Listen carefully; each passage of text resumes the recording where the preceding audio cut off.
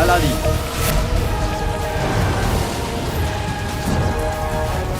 মহামান্য বাদশাহ, দীর্ঘজীবী হন। মাশাআল্লাহ মাশাআল্লাহ, দারুণ দারুণ।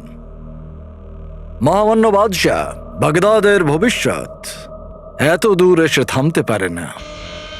সময় এসে গেছে, আমাদের এবার এই তেলকে ব্যবহার করতে হবে যাতে আমাদের বাগদাদের ব্যবসা অন্য দেশ পর্যন্ত পৌঁছয় আর বাগদাদের উন্নতি হয়।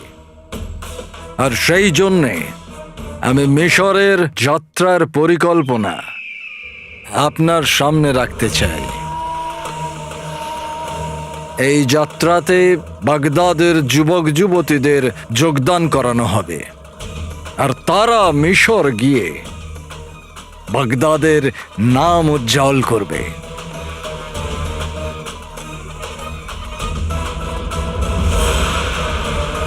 দেশের নাম উজ্জ্বল করুন। যদি থাকে আপনার প্রতিভা, প্রমাণ করুন আপনার যোগ্যতা। বাগদাদের কিছু নির্বাচিত বাসিন্দা পাবে মিশরে বাগদাদের বিভিন্ন বিভাগে প্রতিনিধিত্ব করার সুযোগ। আর যাত্রা শেষ হবার পর প্রত্যেক প্রতিনিধি পাবে 1000 আসরফির পুরস্কার। 1000 হাজার সোনার আশারফি? শোনো শোনো শোনো, প্রতিভা থাকলে দেখিয়ে দাও নিজের যোগ্যতা। বেগম, 1000 সোনার আশারফি। মা, 1000 সোনার আশারফি বাবাকে বেচলেও পাবো না। একদমই পাবে না। কি বললি গাধার বাচ্চা? খবরদার, আমার ছেলের গায়ে হাত তুলেছ কি? ছাঁটার কাঠির মতো তোমার যে কোমর আছে সেটা বুঝেছো? বুঝলে? 1000 সোনার আশারফি?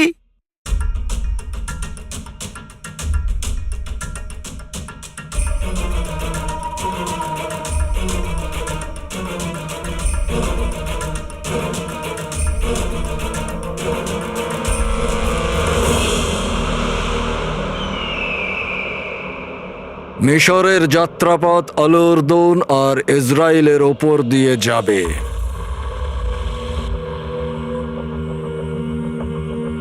অন্যান্য দেশ বাগদাদের মশলা আর গালিচাকে খুব পছন্দ করে। আসলে মহামান্য বাদশাহ, আমাদের উদ্দেশ্য বাগদাদে উন্নয়নের জোয়ার মানুষের ঘরে ঘরে পৌঁছে যাক। আর এটা করতে গেলে আপনার অনুমতির প্রয়োজন। অতি উত্তম, অতি উত্তম। আপনি সত্যি বাগদাদের ওয়াজিরে আলা। ধন্যবাদ হুজুর।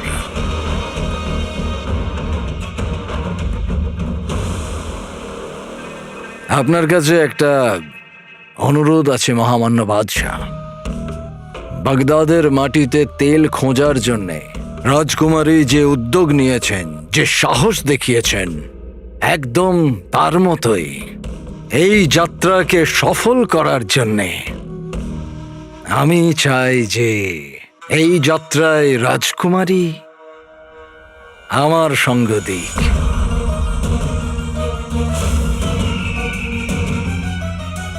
আপনি একদম ঠিক বলছেন ওয়াজিরে আলা।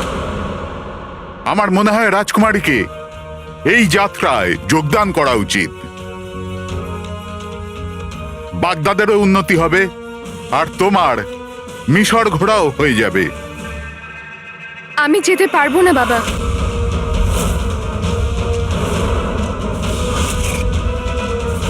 জানিস, আমি মিশরের অনেক গল্প শুনেছি। সত্যি? হ্যাঁ, লোকে বলে মিশরে আকাশ ছোঁয়া মিশরীয় মিনার আছে, যাকে দেখার জন্য সব জায়গা থেকে লোক আসে। আমি তো বলি তোদের দুজনেরই সেখানে নাম দেওয়া উচিত। যতই হোক তোরা ইবন বতুতার বংশধর বলে কথা, যার বাগদাদের নাম উজ্জ্বল কর। মা, তুমি বললে ভেবে না হয়ে গেছে। আলাদিনের বাবা থাকতো তাহলে সবার আগে গিয়ে নিজের নাম লিখে আসতো। আচ্ছা, তোরা দুজনে তো এখন প্রাসাদে কাজ করিস, তোরা দুজনেও নিশ্চয়ই সুযোগ পাবি। হ্যাঁ মা, তুমি একদম ঠিক বলেছো। আমাদের এই সুযোগ ছাড়লে চলবে না। এই বাহানায় আমরা সোনার আশারফি কামাতে পারবো আর বাইরের দেশের খাবার খেতে পারবো। জিনু, সাবধান হয়ে যা। তোরা দুজন ওখানে বাগদাদের প্রতিনিধি হয়ে যাবি। প্রতিনিধির কথা জানি না, কিন্তু আমি সব দেশে ক্ষুধার্ত হয়ে যাই। মিশরের খাবার আমার জন্য অপেক্ষা করছে। হ্যাঁ, সেই খাবারটা তোকেই বানিয়ে খেতে হবে। হ্যাঁ? প্রাসাদের রন্ধনশালায় কাজ যে করিস তুই। হ্যাঁ। কি হলো ভাই, তুমি কেন কিছু বলছো না? আমি চিনি ওকে, ও তো এখন মনে মনে সেখানে পৌঁছেও গেছে, তাই না? হ্যাঁ? না মা, আমি কোথাও যাচ্ছি না। হ্যাঁ?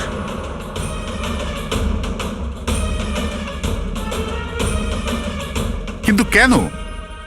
এটা বাগদাদের উন্নতির বিষয়। আমি হাসতে হাসতে নিজের প্রাণ বাগদাদের জন্য দিয়ে দিতে পারি, কিন্তু এখানে আমার প্রাণের বিষয় হচ্ছে না। বিষয়টা এখানে জনগণের জীবনের। মিশর একটা জাদু শক্তির দেশ, প্রত্যেক পদে পদে চমৎকার জাদু, আর আমি চাই না যে ওদের প্রাণ বিপদে পড়ুক। ওয়াজিরে আলা, এই সমস্ত কিছু একটা গুজব মহামান্য বাদশাহ। আর যদি হয়ও, তাহলে সবার প্রথমে বাগদাদের যে কোনো মানুষের কোনো ক্ষতি হবার আগে জাফর নিজের প্রাণ দিয়ে দেবে। তাতে সেটা চমৎকার হোক কিংবা জাদু, আমি থাকতে কারুর কোনো চিন্তা নেই।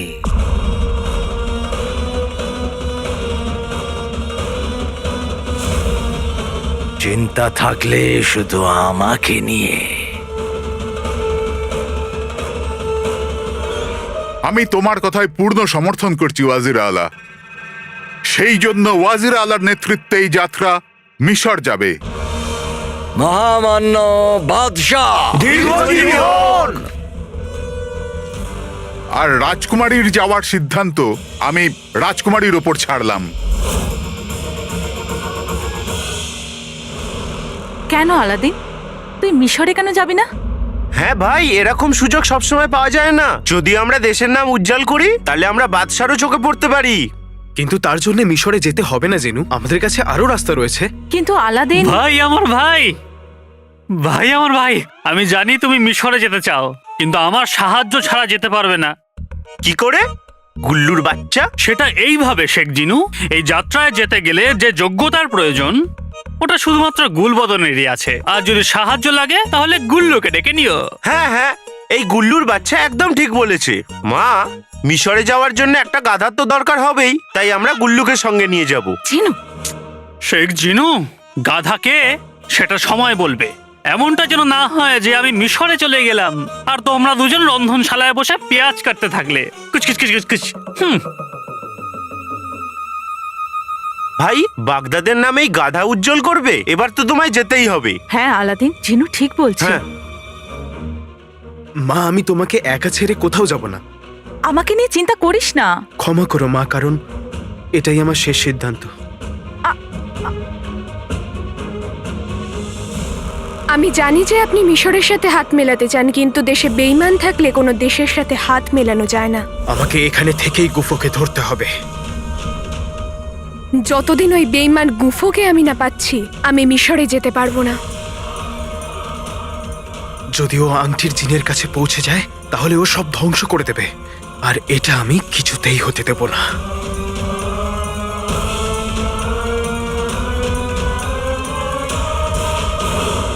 বাহ হুজুর, আপনি তো বাদশাকেই নিজের বোরে বানিয়ে দারুণ একটা চাল চেলে দিয়েছেন।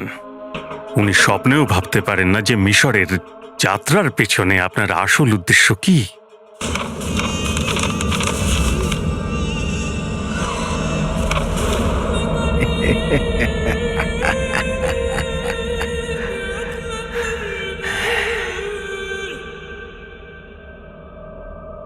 একবার ওই আংটির চিন আমার কবজায় চলে আসুক, তারপর আমার প্রিয় বাদশাহ আর তার প্রিয় রাজকুমারীকে তো যে কোনো সময় শেষ করে দেব। রাজকুমারীকে রাস্তা থেকে সরানো আপনার কাছে তো সাধারণ ব্যাপার। তাছাড়া ওই বোকা বাদশার বোকা জনগণ বাগদাদের প্রতিনিধি হওয়ার জন্য উৎসুক। তুমি জানো, এই যে ছোট লোক যারা হয় না, তাদের কাছে বড় বড় কথার অনেক দাম। হে আল্লাহ, ক্ষমা করো।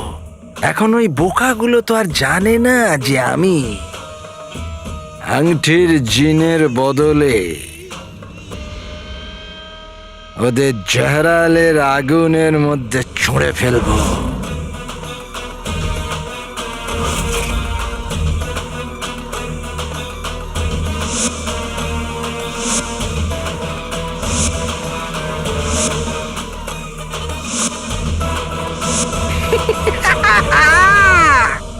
আচ্ছা তুমি জানো আমি জাহরালের খিদে মেটাবো, আর আংটির জিন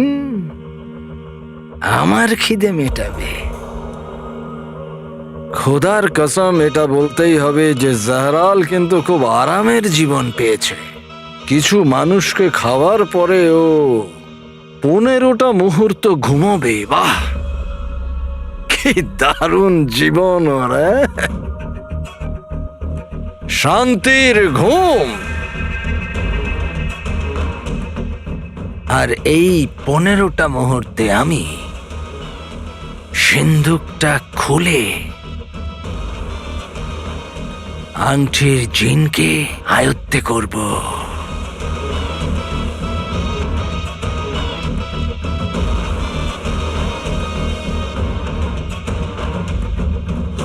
ক্ষমা করবেন হুজুর, কিন্তু ওই সিন্দুককে খোলার জন্য তো আপনার কালো চোরকে দরকার হবে। আপনি ওকে জাহরালের কাছে পাঠাবেন কি করে? সেটারও ব্যবস্থা হয়ে গেছে একবার। পুরো বাগদাদের সামনে আমি কালো চোরকে একটা টোপ দিয়েছি, ওর জন্য একটা বার্তা পাঠিয়েছি।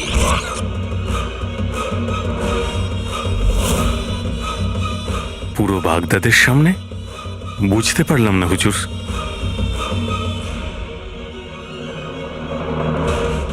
এই কাগজটা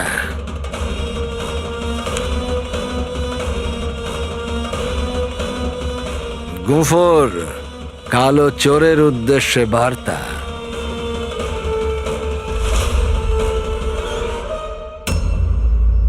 আমি মিশরে এই জন্য যেতে চাই না জিনু, কারণ ওই গুফোর কাছে ওই বইটা রয়েছে জিনু।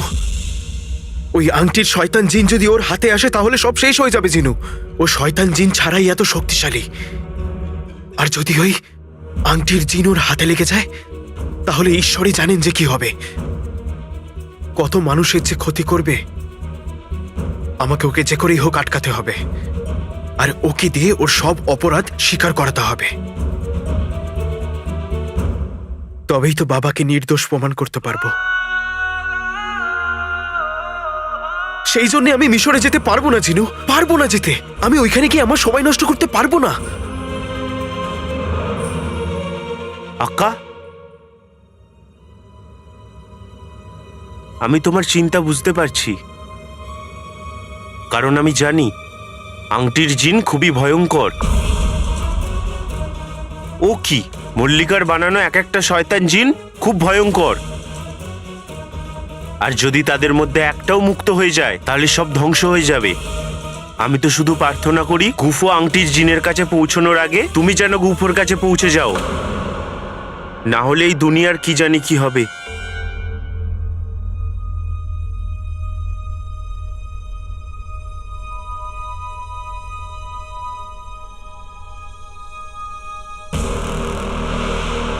জিনু, এর 4টে কোণায় এই চিহ্ন কিসের? চিহ্ন? এই যে 4 কোণে তুমি চিহ্নটা দেখছো, সেটা কোনো এমনি চিহ্ন নয়, এটা একটা বার্তা। কালো চোরের জন্য গুফর বার্তা লুকিয়ে আছে।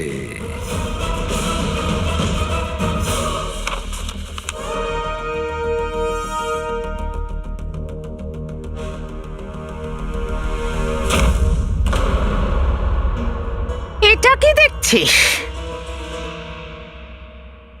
মিশরে যা আর আমার জন্য 1000 আশরফি নিয়ে আয়। আহা হা হা, এটা আবার কোনো কথা? এভাবে তো কেউ কাউকে বাজার আনতেও বলে না। গিয়ে 1000 আশরফি নিয়ে আয়। জিনু, যদি পুরস্কারের 1000 আশরফি আমি নিয়েও আসি তাহলে আমি তোমাকে কেন দেব? আর তাছাড়াও আমি কোনো মূল্যেই মিশরে যাচ্ছি না। হো ভেবে নে আলাদিন, এই 1000 আসরফি তোদের আমার এই বাড়িতে থাকার ভাড়া। আজ সকালেই রুকসারকে আমি 3 দিন সময় দিয়েছি, সেটা মনে করিয়েছি। যদি এই 3 দিনের মধ্যে তুই তোর বাবাকে নির্দোষ প্রমাণ না করতে পারিস, তাহলে তোদের এই ভাড়া বাড়িটা ছাড়তে হবে। আমার বাবা নির্দোষ, আর এইটা আমি প্রমাণ করেই দেখাবো। কবে? 3 দিন খুব কম আলাদিন। তাছাড়া নাজনীন মনে করলে এই সময়টা বাড়াতেও পারে, কিন্তু তার জন্য তোকে 1000 আসরফি আনতে হবে, নয়তো তুই, তোর অসুস্থ মা, তোর এই হাতির মতো ভাই, এরা সবাই এই বাড়ি থেকে বেরিয়ে যাবে। কাকি, ব্যাস শেখ জিনু, যখন ঘরের লোক কথা বলে না, তখন বাইরের লোককে কথা বলতে নেই। এটা অভদ্রতা।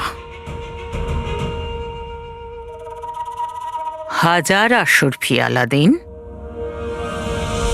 মিশর যাওয়ার জন্য তৈরি হ।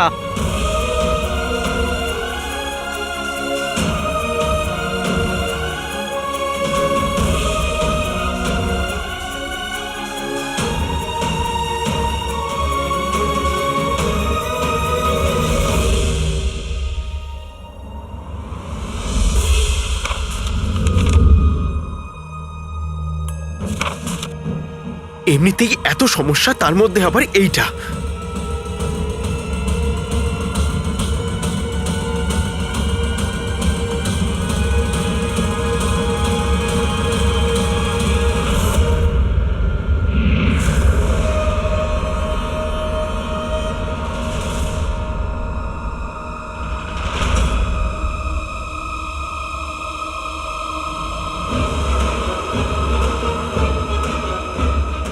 আমার এমন কেন মনে হচ্ছে যে এই চিহ্নগুলোর কোনো মানে রয়েছে?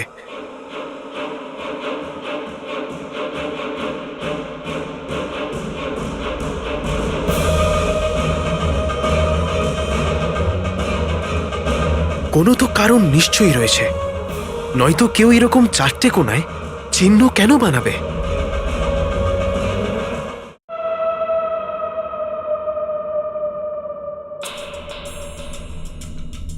এই রকম কাগজ পুরো বাগদাদে ছড়িয়ে দেওয়া হয়েছে, আর নিশ্চয়ই যে কোনো একটা কাগজ কালো চোর পর্যন্ত নিশ্চয়ই পৌঁছবে, আর ও নিশ্চয়ই আমার এই লুকিয়ে থাকা বার্তা দেখবে আর বুঝবেও।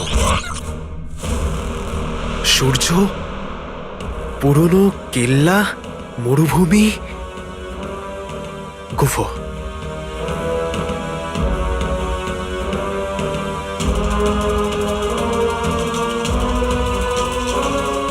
এর মানে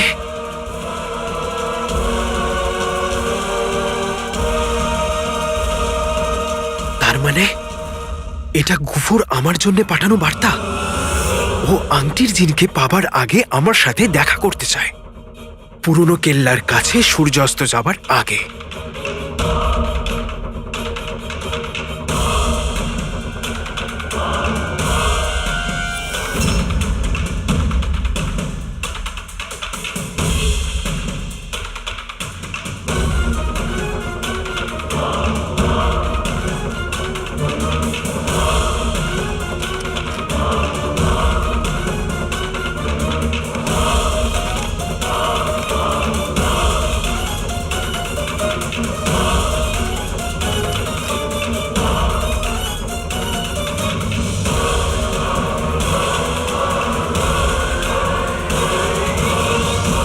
তাহলেই বলো, কেমন লাগলো আমার বার্তা? বাহ হুজুর বাহ, আপনার প্রতিদ্বন্দ্বিতা এই পৃথিবীতে কেউ করতে পারবে না, স্বয়ং খোদাও না। হুর হুর গুফো।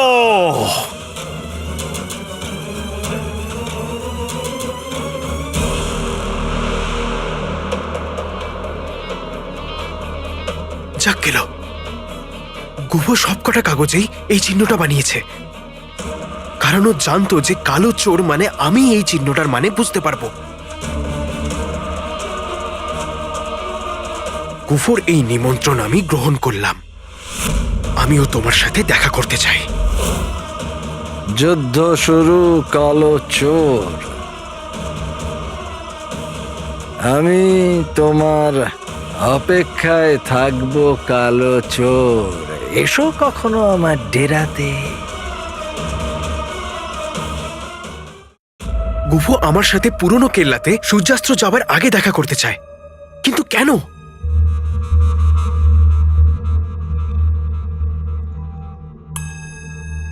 ও জানে যে আমি ওকে ধরতে চাই, আর ও এইটাও জানে যে আংটির জিন আর ওর মাঝে কালো চোর রয়েছে। আর হয়তো ও এইটাও বুঝে গেছে যে আংটির জিনের কাছে পৌঁছানোর জন্য ওর আমার প্রয়োজন নিশ্চয়ই পড়বে।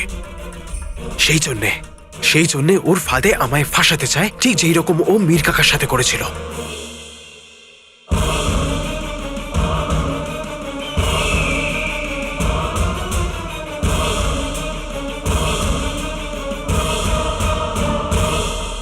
কিন্তু মা সবসময় বলে যে খারাপ সময়ও ভালো কিছু নিয়ে আসে। গুফোর এই বার্তা আমার জন্য একটা সুযোগ নিয়ে এসেছে। গুফো ফাঁদ নিশ্চয়ই পেতেছে, কিন্তু সেই ফাঁদে আমি নই, গুফো নিজেই ফাঁসবে।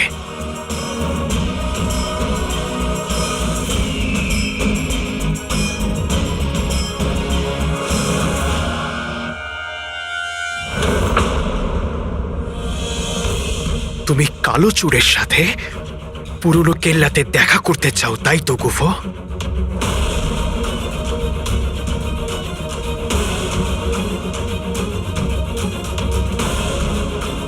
তাহলে কালো চোর তোমার কাছে নিশ্চয়ই আসবে, আর তোমাকে দিয়ে তোমার সব অপরাধ স্বীকারও করাবে।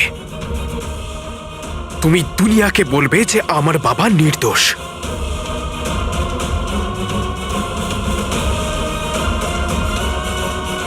তুমি যতই চেষ্টা করে নাও গুফো, তুমি উমারের ছেলেকে আটকাতে পারবে না। আমি তোমার কাছে আসছি গুফো।